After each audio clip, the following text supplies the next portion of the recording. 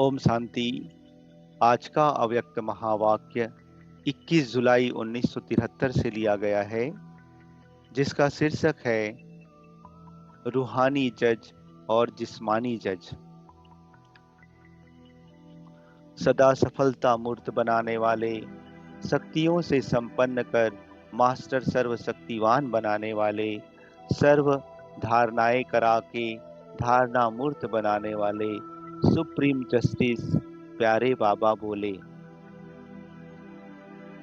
अपने को जस्टिस समझते हो? क्या अपने आप को और सर्व आत्माओं को जज कर सकते हो? वह जस्टिस तो सिर्फ बोल और कर्म को ही जज करते हैं, लेकिन आप तो संकल्प को भी जज कर सकते हो।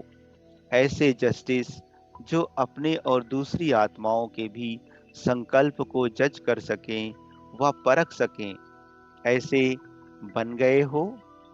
ऐसा जस्टिस कौन बन सकता है? जिसकी बुद्धि का कांटा एकाग्र हो। जैसे तराजू की सही परख तब होती है जब कांटा एकाग्र हो जाता है, हलचल बंद हो जाती है और दोनों तरफ समान हो जाती है। ऐसे ही जिसका बुद्धि योग रूपी कांटा एकाग्र है, जिसकी बुद्धि में कोई हलचल नहीं और निर्विकल्प स्टेज व स्थिति है,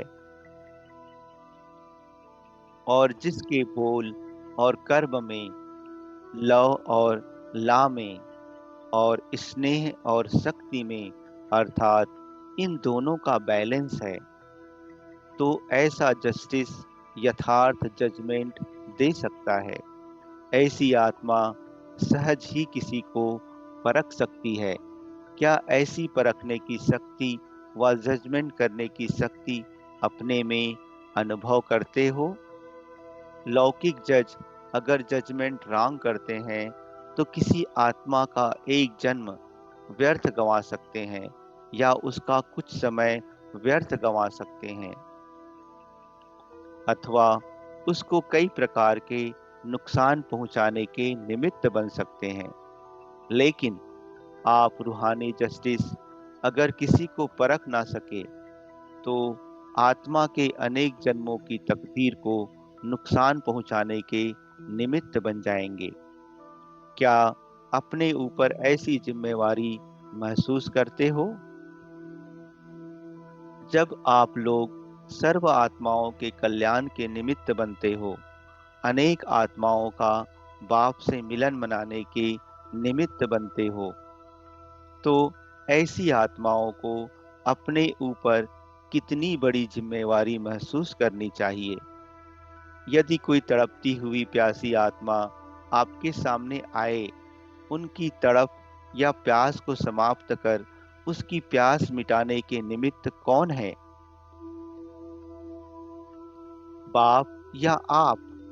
बाप तो बैकबोन है, लेकिन निमित्त शक्ति सेना और पांडव सेना ही है। तो निमित्त बनने वालों के ऊपर इतनी बड़ी जिम्मेवारी है, जो किसी भी आत्मा को किसी भी बात से या किसी प्रॉपर्टी से भी वंचित नहीं कर सकते।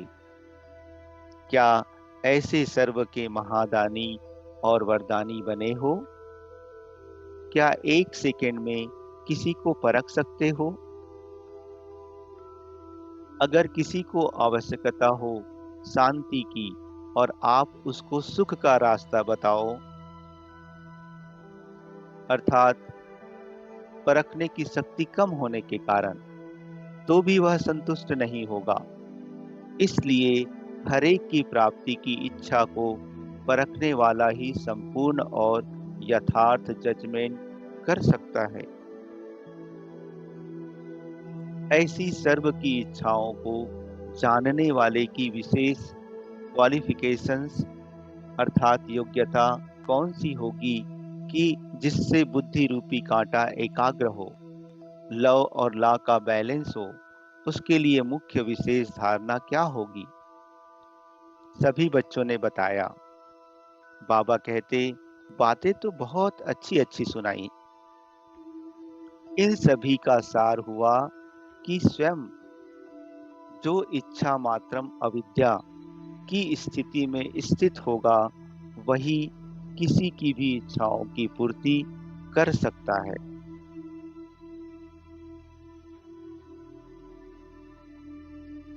अगर स्वयं में ही कोई इच्छा रही होगी, तो वह दूसरे की इच्छाओं को पूर्ण नहीं कर सकते। इच्छा मात्रम अविद्या की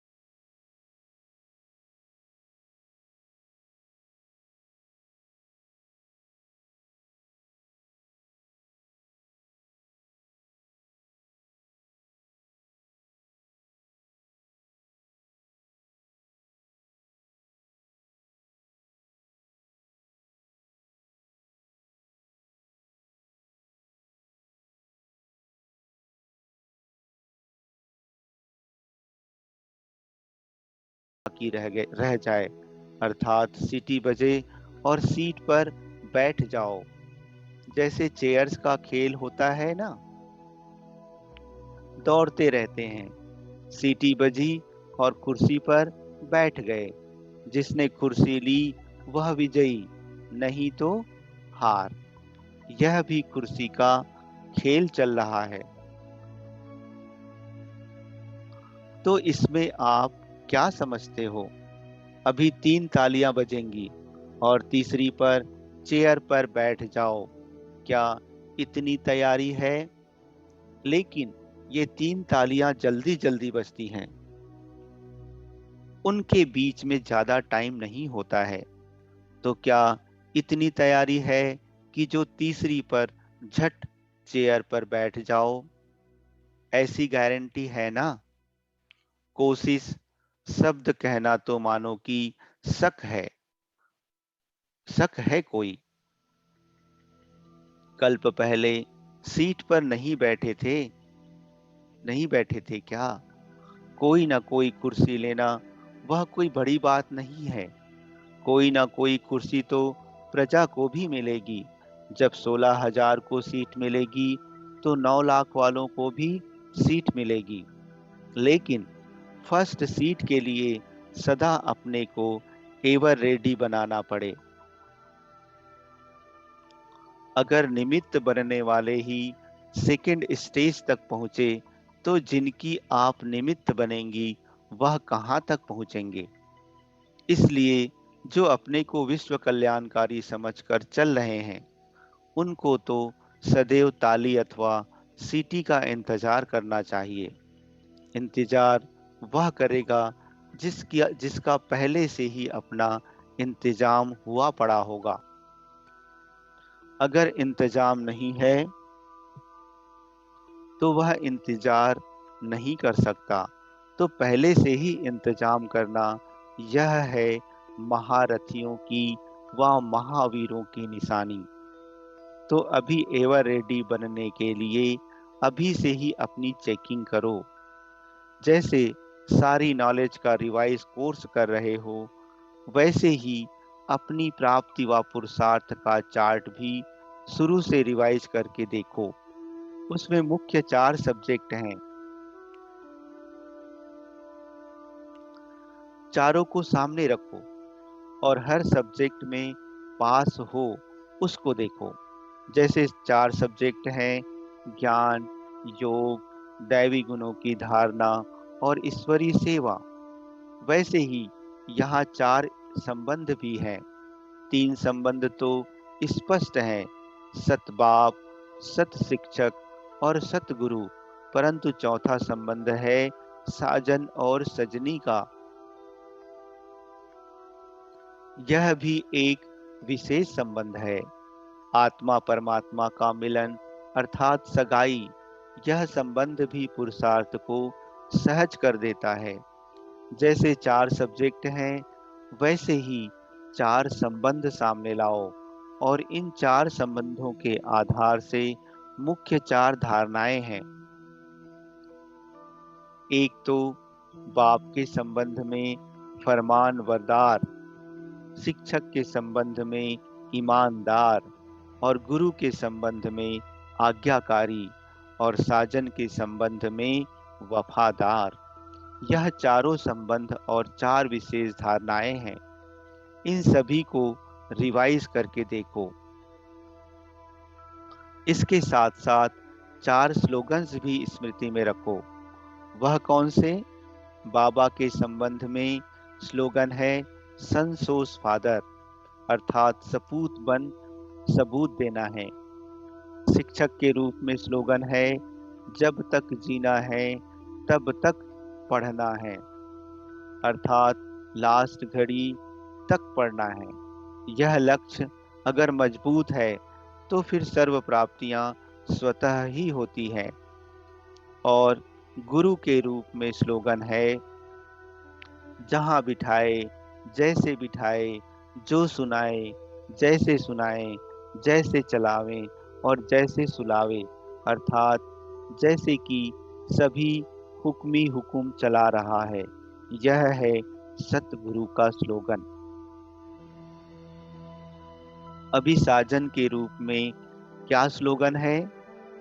तुम ही से बैठूं, तुम ही से खाऊं और तुम ही से श्वासों श्वास साथ रहूं।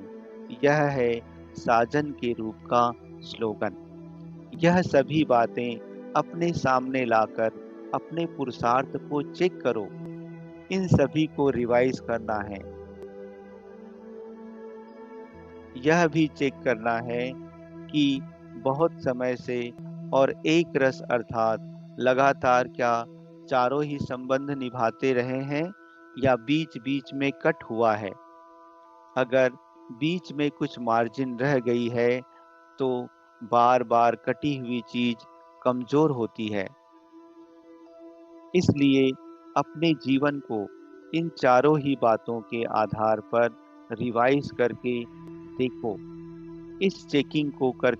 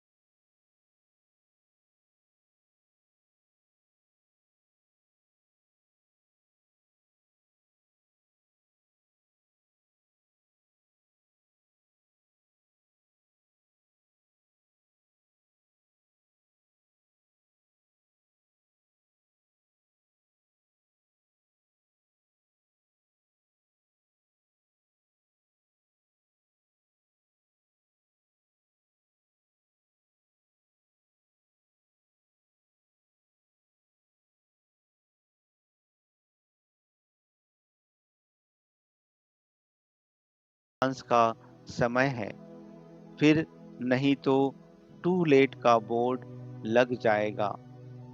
अभी प्राप्ति का समय भी बहुत गई, थोड़ी रही है, नहीं तो पश्चाताप का समय आ जाएगा, फिर पश्चाताप के समय प्राप्ति नहीं कर सकेंगे।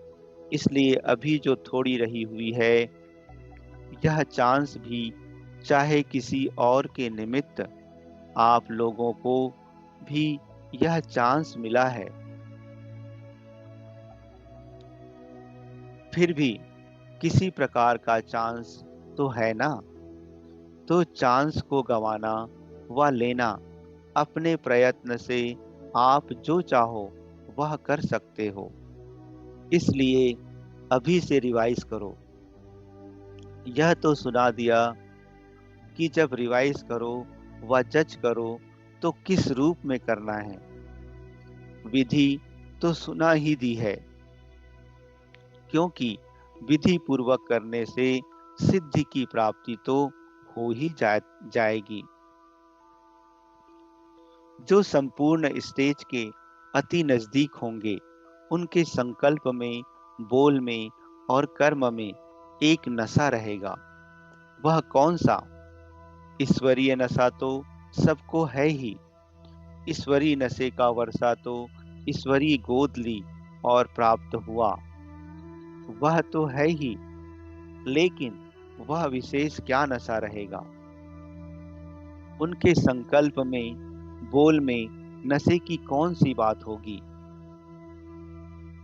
नशा यह होगा कि जो भी कुछ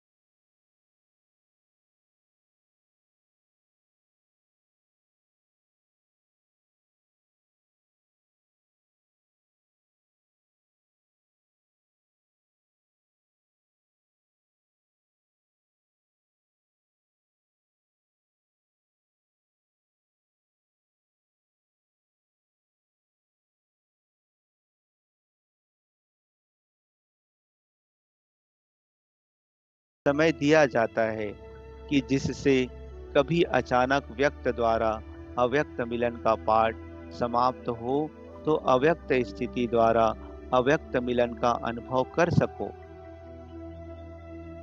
जब तक बाप की संपूर्ण प्रत्यक्षता नहीं हो जाती, तब तक बच्चों और बाप का मिलन तो होना ही है। लेकिन चाहे व्यक्त द्वारा अव्यक्त मिलन और चाहे अव्यक्त स्थिति द्वारा अव्यक्त मिलन, लेकिन मिलन तो अंत तक है ना। इसलिए ऐसा समय आने वाला है कि जिसमें अव्यक्त स्थिति द्वारा अव्यक्त मिलन का अनुभव ना होगा, तो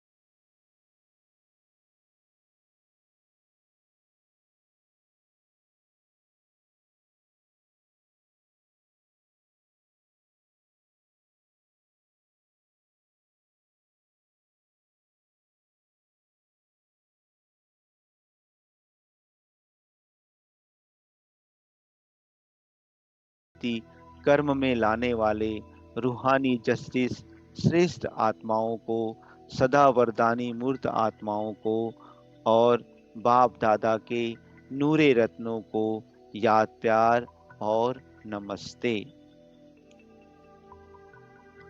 महावाक्यों का सार। स्वयं जो इच्छा मात्रम अविद्या की स्थिति में स्थित होगा, वो ही किसी की इच्छाओं की पूर्ति कर सकता है। इंतजार वह करेगा जिनका पहले से ही अपना इंतजाम हुआ पड़ा होगा। अच्छा। ओम शांति।